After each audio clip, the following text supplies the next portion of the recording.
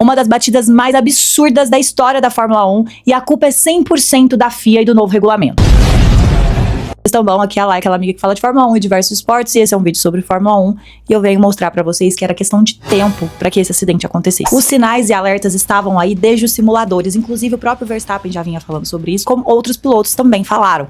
Mas a FIA, inclusive, tentou boicotá-los de falar sobre o assunto. E aí, era uma questão de tempo pra que um acidente dessa magnitude acontecesse, e ela aconteceu já na terceira prova da temporada. E sim, gente, tem tudo a ver com a questão da recarga de bateria. Basicamente, o que rolou, conforme as imagens aqui atrás, o Oliver Berman vinha voando a 300 por hora, quando ele literalmente encontrou um colapinto a 100 por hora numa das principais retas ali de Suzuka. E antes que os defensores da FIA venham aqui dizer, não foi erro de pilotagem, não foi barbeiragem, nada disso. O que aconteceu foi o seguinte, foi a mesma situação que acontecia com o próprio Verstappen no onboard que viralizou ontem. O que acontece? O colapinto estava num processo de recuperação de energia. O que seria isso? Quando o piloto atinge o máximo de bateria, ele entra num movimento de recuperação. E aí a velocidade dele de 300 por hora cai instantaneamente para 100. O efeito chamado super clipping. Ou seja, basicamente os carros torram toda a energia elétrica do carro para maximizar nas retas. E aí o que acontece? Quando essa energia acaba, a potência despenca e os pilotos viram o quê? Apenas passageiros desses carros. Tá, mas isso aconteceu com o colapinto. Por que o Berman bateu? Porque o Berman, gente, ele vinha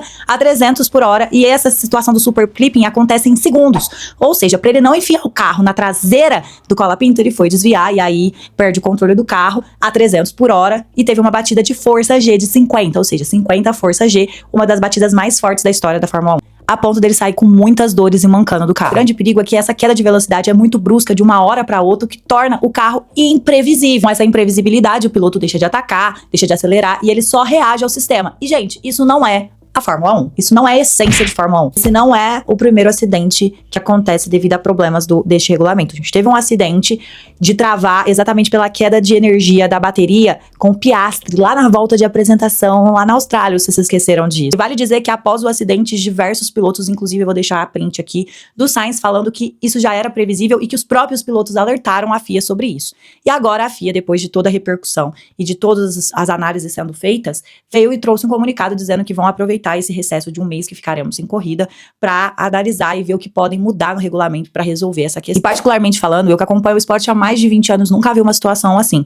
E me deixa aquela sensação de insegurança de como a FIA e a FOM estão levando a nossa categoria principal do automobilismo. Eu quero saber de vocês, o que vocês acham de tudo isso, o que vocês estão achando desse regulamento, e se vocês acham que em um mês eles vão conseguir consertar isso, ou de fato o regulamento já nasceu problemático.